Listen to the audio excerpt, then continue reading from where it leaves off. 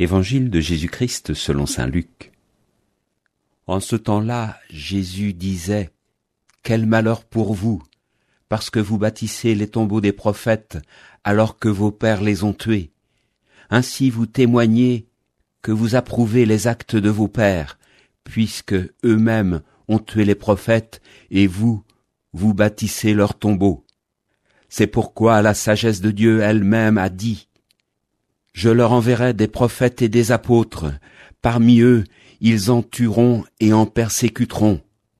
Ainsi, cette génération devra rendre compte du sang de tous les prophètes, qui a été versé depuis la fondation du monde, depuis le sang d'Abel, jusqu'au sang de Zacharie qui a péri entre l'autel et le sanctuaire. Oui, je vous le déclare, on en demandera compte à cette génération. Quel malheur pour vous, docteurs de la loi, parce que vous avez enlevé la clé de la connaissance. Vous-même n'êtes pas entrés, et ceux qui voulaient entrer, vous les en avez empêchés. Quand Jésus fut sorti de la maison, les scribes et les pharisiens commencèrent à s'acharner contre lui et à le harceler de questions.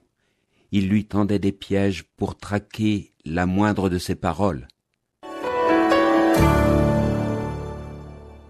Nous venons d'entendre le 3e tableau du repas chez le pharisien qui avait invité Jésus. Si ce pharisien l'a invité pour se faire une opinion sur cet homme surprenant, qui suscitait le rejet des uns, l'enthousiasme des autres, ce repas a été une réussite, mais probablement une réussite amère. Familièrement, on peut dire qu'il en a entendu des vertes et des pas mûres. Avec ses amis, la conclusion est claire. Jésus est un homme à combattre. En un sens, on peut dire que Jésus l'a bien cherché. Loin de montrer poliment de la reconnaissance pour l'invitation, il a brutalement mis en garde ses auditeurs contre leur aveuglement et leurs erreurs. Voici qu'il les accuse de se conduire comme leurs pères qui ont tué les prophètes.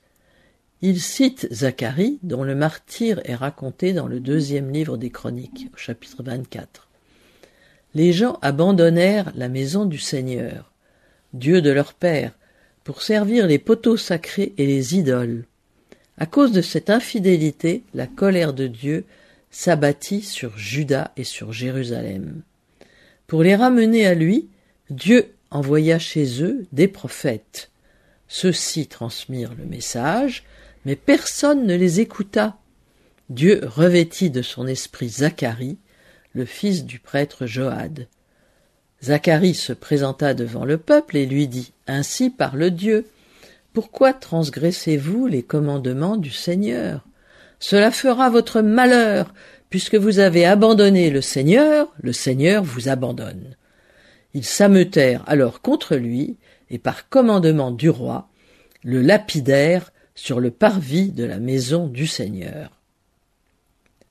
En évoquant ces prophètes persécutés et tués, Jésus avait certainement conscience de prendre leur suite.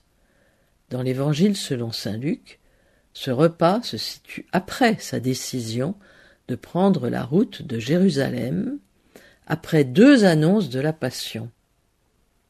Et malgré cela, Jésus a essayé d'ouvrir les yeux de ces pharisiens qui cherchaient à se conduire en champions de l'obéissance à la loi, tout en passant à côté de la justice et de l'amour de Dieu. Ces pharisiens ont décidé d'attaquer Jésus plutôt que de se laisser interroger par ses paroles. Il est facile de penser qu'ils n'ont rien compris, que nous aurions fait mieux, mais est-ce vrai ? Nous aussi, il peut nous arriver de nous boucher les oreilles. Alors, essayons de les ouvrir et d'ouvrir notre intelligence et notre cœur à la parole de Dieu. L'évangile du jour était commenté par Isabelle Sébillot, attachée au service de formation